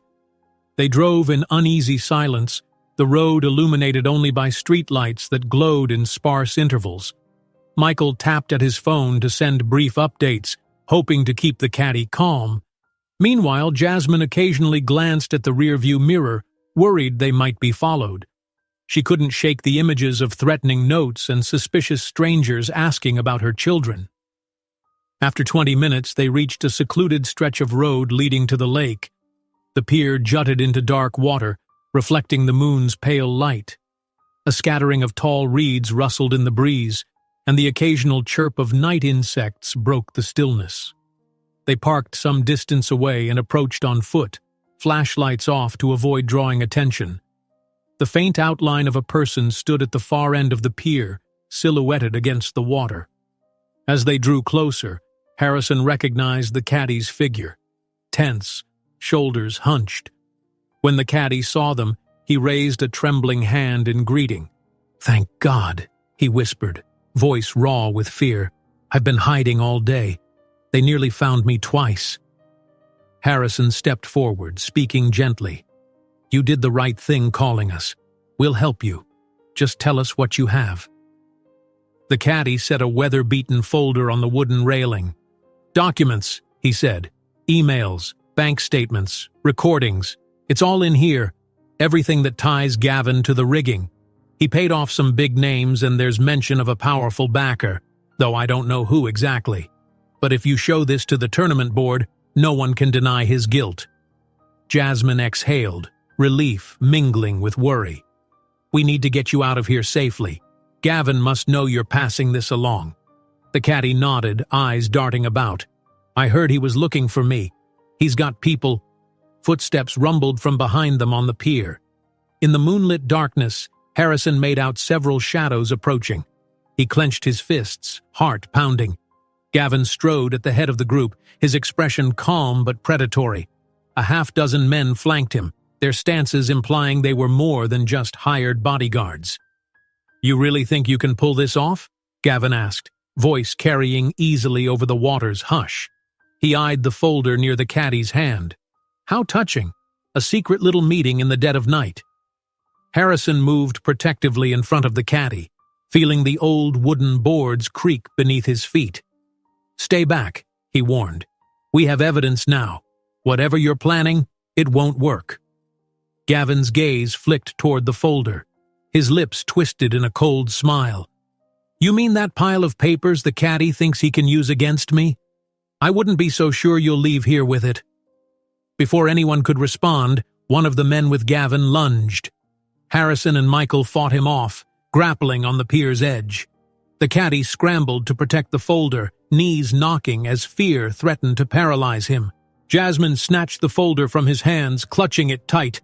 "Go!" Harrison shouted at Jasmine. He wrestled with the attacker, who swung a wild punch that nearly sent them both crashing into the lake. Michael jumped in, landing a blow that made the man stagger. Jasmine sprinted toward the shore, folder pressed to her chest. Another of Gavin's men tried to block her path, but she dodged his reach, the folder crinkling in her arms. As she neared the pier's entrance, she saw a faint light bobbing near the trees. Michael had managed to contact someone. Suddenly, a figure tackled her from the side, knocking the breath from her lungs. She hit the wooden deck, stunned. The folder slid across the boards, dangerously close to the water's edge. Gavin's eyes gleamed with triumph as he took a step toward it. Harrison, seeing Jasmine under attack, broke free from his scuffle and rushed over. He flung himself at the assailant, pinning her down, delivering a fierce shove. As the man stumbled, Harrison helped Jasmine to her feet. Together they lunged for the folder. In that heated second, a flashlight beam cut through the darkness. Footsteps pounded on the pier's planks. "Harrison!" a familiar voice called. It was Michael, filming the confrontation on his phone. His camera caught Gavin's expression twisting with fury. Gavin snarled, lunging toward Harrison and Jasmine. The caddy, trembling but determined, scooped up the folder and pressed it into Harrison's arms. "Do it," he rasped. "Show the world." By now, the men with Gavin were backing away, realizing they were on camera. Gavin himself stood rigid, jaw clenched, eyes darting to see if he could grab the evidence. Finding no opening, he turned to glare at Harrison. "You don't know what you're getting into," he hissed. "You expose me. You bring down more people than you ever imagined. Powerful people." Harrison held tight to the folder, heart racing. "I'm done letting you blackmail me or threaten Jasmine or terrorize the caddy. It's over, Gavin." Gavin's response was a guttural sound of anger. He made one last desperate attempt to snatch the documents. Harrison blocked him with his arm, and Michael captured every moment on video. The caddy, still shaking, muttered, "We have to get out of here." Suddenly, the wail of approaching sirens shattered the night's tension. Red and blue lights flickered through the trees as police cars sped down the deserted road toward the pier. Gavin's men glanced at one another in alarm. Gavin glowered at Harrison, chest heaving. The officers quickly surrounded the pier, flashlights and commands flying. "Stay where you are!" Gavin saw the net closing in around him. In a burst of desperation, he shoved two cops aside, trying to bolt. More officers closed in, and in the confusion, he managed to slip out of one officer's grip. His shirt ripped as they tried to grab him again. "Let go of me!" Gavin roared, voice carrying over the sirens. "If I go down, I'm taking everyone with me." For a moment it seemed he might escape, but an officer tackled him to the ground. The others took control, snapping handcuffs around his wrists. Gavin thrashed and shouted, face twisted with rage. "Do you hear me, Montgomery?" he yelled. "I'll drag you all to hell if you cross me." Harrison, clutching the caddy's folder, stepped back. He could feel Jasmine shivering beside him, both from the cold night air and from the pent-up fear. The caddy sank onto a nearby bench, relief flooding his features. Michael lowered his phone, having recorded every incriminating word Gavin uttered. Still pinned by officers, Gavin continued to spit threats. Just then, a detective arrived, quickly assessing the scene. He motioned for another officer to escort Gavin away. As they dragged him toward a squad car, Gavin twisted his head around to shoot one last venomous glare at Harrison and Jasmine. "You have no idea how far this goes!" The sirens continued to wail in the background, their urgent cries echoing off the water. Harrison helped Jasmine stand more steadily, sliding an arm around her for warmth and reassurance. He glanced at Michael, who gave him a quick nod, relief evident on his face. The caddy looked on, torn between fear and hope, finally understanding that maybe, just maybe, he was safe. Sirens wail in the distance. Gavin, desperate, breaks free, shouting that even if he goes down, he'll take everyone with him. Harrison and Jasmine exchanged tense looks. This fight isn't over. Harrison paced in a small meeting room at Riverdale Country Club, the early morning sun filtering through the blinds. Though the piercing sirens from the night before had faded into memory, the sense of urgency lingered. He clutched the caddy's folder against his side, its pages full of the evidence that would finally prove who had been orchestrating the tournament's fraud. This was the big day, the final round of the championship, and also the day he would clear his name, or risk losing everything. He glanced at his phone to see multiple missed calls. Reporters were bombarding him for comment, spectators were flowing onto the course, and the board members he had once tried to win over were now teetering between supporting him or throwing him under the bus. He had to act decisively. Michael walked in, shaking raindrops off his jacket. "Weather's turning, but the championship will go on," he said, trying to sound casual. The corners of his eyes gave away his worry. "The final press briefing is scheduled for noon. The question is, are we showing them what's in that folder?" Harrison didn't hesitate. "Yes, everything. Gavin's behind bars, but he still threatened to take everyone down with him. I won't let him twist the narrative." Michael nodded. "I've already shared copies with the authorities. But we need to go public if you want to clear your name in the court of public opinion." At the thought of standing in front of cameras, heart pounding, Harrison felt a flicker of anxiety. But he remembered Jasmine's words. Hiding would only give Gavin or whoever was backing him more power. He left the meeting room and stepped out into the corridor, where staff scurried about, preparing for the final day of play. Sporadic applause erupted from the course outside as early golfers sank putts on the practice green. The polished floors glinted under bright lights, as if the entire building waited for a showdown. Making his way to the physiotherapy area, he found Jasmine checking her phone with a concentrated frown. She looked up, relief and tension mingling in her eyes. "They just confirmed the final round will start soon," she said. "The board wants the show to go on, but after the fiasco at the pier last night, I'm sure the media will be circling like sharks." Harrison nodded. He gently touched her arm, noticing how fatigued she seemed. "We have the evidence," he reassured her. "The caddy's out of immediate danger, and the police will want to speak with him again today. I'll do whatever it takes to clear this up, and keep you and the boys safe." She drew closer, lowering her voice. "I've arranged for them to stay far from the cameras. My mom's bringing them by later, only if the press is a little calmer." His heart caught at the mention of her mother and the 3 children he had yet to fully meet. He felt a swirl of excitement and apprehension. "I won't let Gavin or his people hurt them." A knock at the door frame made them both look up. Sheila, the tournament director, stood there looking more weary than usual. "Harrison," she said, "the board wants to speak with you, now." Jasmine offered a reassuring squeeze on his shoulder. "Go," she murmured.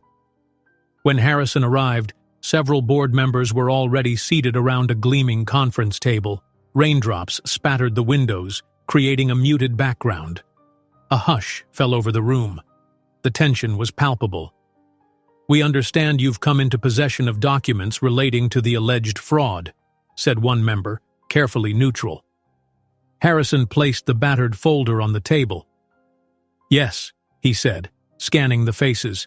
"Emails, bank statements, recorded conversations, tying Gavin Reynolds to match-fixing, bribes, and blackmail. There are references to a higher authority as well." The oldest board member, a dignified man with silver hair, shifted uncomfortably. "I'd like to see that." Harrison slid the folder across. "You can see for yourselves."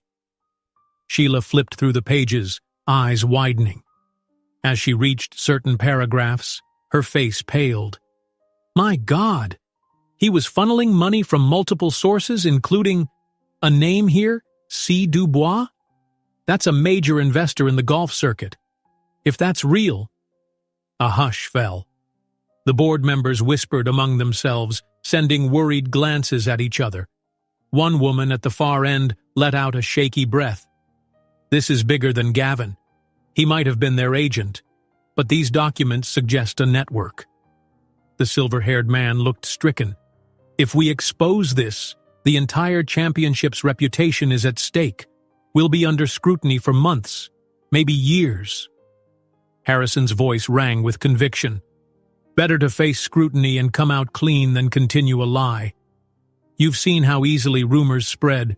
The truth is our only chance to restore integrity. He could sense the hesitation in the room. These were people who had built careers on protecting the prestige of this event. But at last, Sheila closed the folder. I believe him, she said quietly. And for what it's worth, I support a public disclosure. We can't hide from what Gavin has done, and who he was working for. A collective murmur of agreement spread around the table, some more reluctant than others. Harrison felt a knot unwind in his stomach. At least the board was no longer treating him like a scapegoat. He left the conference room with a renewed sense of purpose, heading directly to the main press area. Reporters milled about, clutching notepads and microphones, eyes shifting at every staff member who walked by. As soon as Harrison appeared, an excited buzz tore through them, cameras raised. Michael stood near the podium checking the microphone. Jasmine joined Harrison, stepping in from a side corridor. She rested a hand on his back. You're about to address the world, or at least a large chunk of it, she murmured. Are you ready? He glanced at her, recalling the sleepless nights, the threats, the guilt that he never knew he was a father to 3, but also the determination he felt ever since. Yes, he said, for all of us.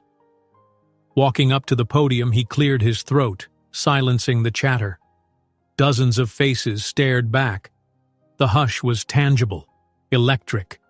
A flash of lightning outside lit the windows, followed by a distant rumble of thunder, a fitting backdrop for the storm he was about to unleash. Thank you for being here, he began, voice steady. He introduced himself, reminding everyone that he was the sponsor who had come to uphold the values of the game, only to find corruption festering beneath the surface. He spoke of how the rumors had tainted his name, painting him as the mastermind behind the rigging, claims he vehemently denied. Then he held up the caddy's folder, explaining the evidence within. This championship deserves honesty, Harrison said firmly, locking eyes with the crowd. We discovered that Gavin Reynolds arranged payoffs and manipulated match results, but he wasn't acting alone. A larger network of individuals used him as their front. They sought to destroy me when I got close to the truth. Some reporters took furious notes, others snapped pictures. A few asked sharp questions which Harrison answered, backing up his words with details from the folder. Finally, a braver journalist lifted a hand and asked about the personal rumors swirling around him. Harrison paused, meeting the person's gaze. His chest tightened, but he remembered how hiding only gave Gavin more ammunition. Yes, he said, there is a personal matter, one that has been used to threaten me. I recently discovered I have 3 children, triplets. They've been kept out of the public eye for their own safety. He felt Jasmine's presence off to the side, willing him strength. At first I was shocked, but now I understand this is a blessing I can't run from. A low murmur rippled through the press, cameras clicking more furiously. Harrison raised a hand for quiet. I intend to be the father they deserve, openly, without shame. This scandal won't change that. The tension in the room intensified, but it was different now. A sense of empathy seemed to stir among some of the journalists. The story they had come to chase was bigger and more complex than simple rumors. 1 hour later, the final round of the tournament resumed under a fragile calm. The sun emerged from behind stubborn clouds, and a crowd gathered around the 18th hole, wanting resolution not just to the match but to the chaos swirling around. Harrison watched from a VIP section along with Michael, his phone buzzing every few seconds with new messages. Jasmine appeared, holding out her phone. "They've arrested a top official, someone from the board of trustees," she whispered. "Apparently, the documents named him too. Police took him in for questioning." Harrison nodded, relief creeping in. "The truth is unfolding. Let it keep coming." As the final putt sank, applause thundered across the course. The champion raised his arms in triumph, and the crowd roared. In that moment, Harrison felt a burst of hope for the sport he had come to believe in again. To his surprise, a commotion at the edge of the crowd signaled Jasmine's mother approaching, ushering 3 curious little boys forward. Their wide eyes darted from the cheering spectators to Harrison, who stood rooted in place. He saw them for the first time in the bright afternoon sun, identical faces framed by small, nervous smiles. Jasmine offered him a trembling smile of her own as he knelt down. Heart-pounding, he gave them a cautious grin, and they ventured closer. The hush of the crowd around them seemed to fade, replaced by the sound of cameras capturing this intensely personal moment. "They're a bit shy," Jasmine said gently, placing a hand on each of the boys' shoulders. "But they've been asking about you for a while now. Do you want to say hello?" Harrison's throat tightened. "Hey, guys," he murmured, keeping his voice soft. I'm your dad. It's nice to finally meet you." One boy stared at him intently, another fiddled with his shirt hem, and the third ventured a small, shy wave. Harrison's heart swelled, eyes misting. Slowly he held out an arm, letting them come closer if they wanted. With cautious curiosity, they approached. He scooped the nearest one up and settled him on his shoulders, a gesture he remembered from childhood days with his own father. The boy giggled, gripping Harrison's hair for balance. A hush fell over the cameras and onlookers, as if everyone realized they were witnessing something beyond the usual sensational headlines. Jasmine stood by, tears glistening but a smile on her face. Harrison, inhaling deeply, glanced at the camera flashes, unafraid. "I came here to save my name," he said, speaking loudly enough for the microphones. "But I leave with something far more precious: a family." The crowd erupted into cheers and flashes went off like fireworks. Michael, standing nearby, broke into a wide grin. Even Sheila and some of the board members appeared, relief mingling with cautious optimism on their faces. In that moment, Harrison felt the weight of the last few days lift from his shoulders. He had confronted the corruption, protected the caddy, exposed Gavin, and most importantly, taken a step forward with the children he never knew he had. The path ahead wouldn't be easy. There would be challenges, questions, and plenty of public scrutiny. But as the applause swelled around him, he realized he didn't face it alone. He ruffled the little boy's hair gently, feeling tiny hands gripping his shoulder. The world still watched, but for the first time, Harrison felt certain of his direction. He lifts one of the triplets onto his shoulders and addresses the media. "I came here to save my name, but I leave with something far more precious: a family." The crowd cheers, cameras flash, and a promising new chapter begins for everyone. If you enjoyed this story, don't miss the next one. Just click on the screen.